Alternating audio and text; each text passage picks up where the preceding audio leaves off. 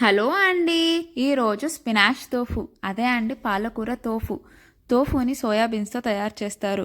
And compare to paneer, తోఫులో high calcium, magnesium, potassium and iron supplements ఎక్కువగా ఉంటాయి. తోఫుని జనరల్గా వేగన్ డైట్స్లో యూస్ చేస్తారు. ఫిష్ క్రీమ్స్ యూస్ చేయకుండా, బటర్ యూస్ చేయకుండా చాలా ఈజీగా అండ్ టేస్టీగా ఎలా చేయాలో చూసేద్దామా? ముందుగా మనం పాలకూరని వాష్ చేసుకొని హాట్ వాటర్లో వేసుకొని ఒక 2 to 3 minutes దాకా బాయిల్ చేసుకొని పక్కన పెట్టుకోవాలి.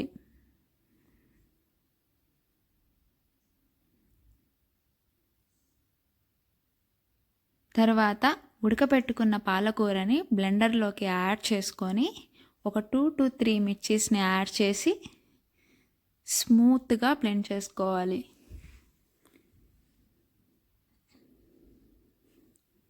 చూసారు కదండి, ఇలా స్మూత్గా బ్లెండ్ చేసుకోవాలి. ఇదే అండి తోఫు. మాకు లిడిల్ సూపర్ మార్కెట్లో అవైలబుల్గా ఉంటుంది. నేను ఈ తోఫుని స్మాల్ క్యూబ్స్గా కట్ చేసి పక్కన పెట్టుకుంటున్నాను.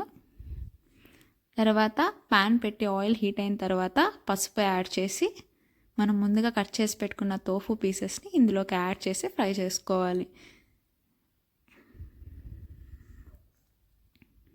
ఇలా ఎందుకు చేయాలంటే కర్రీలో తోఫు చెదిరిపోకుండా ఉండడం కోసం మనం ఇలా ఫ్రై చేసి పక్కకు పెట్టుకోవాలి.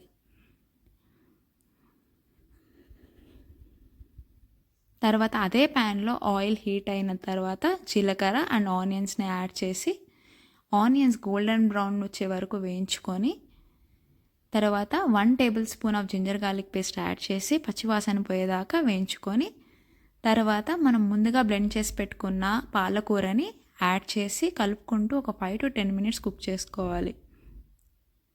తర్వాత పసుపు, కారపొడి, ధనియా పొడి, గరం మసాలా అండ్ రుచికి సరిపడిన సాల్ట్ని యాడ్ చేసి ఒక 5 to 10 minutes లిడ్ క్లోజ్ చేసి కుక్ చేసుకోవాలి.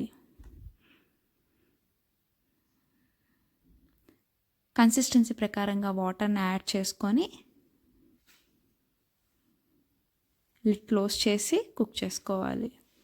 తర్వాత ముందుగా ఫ్రై చేసి పెట్టుకున్న తోఫుని యాడ్ చేసి జస్ట్ ఒక 5 minutes మాత్రం ఉడికిస్తే సరిపోతుందండి. ఇంతే అండి, పాలకూర తోఫు రెడీ అయిపోయింది. అండ్ చాలా ఈజీ అండ్ హెల్తీ రెసిపీ కూడా. అండ్ పాలక్ తోఫు చపాతీలో కానీ, బిర్యానీలో కానీ, నాన్స్లో కూడా చాలా బాగుంటుంది. If you like my video please like, share, subscribe to my channel.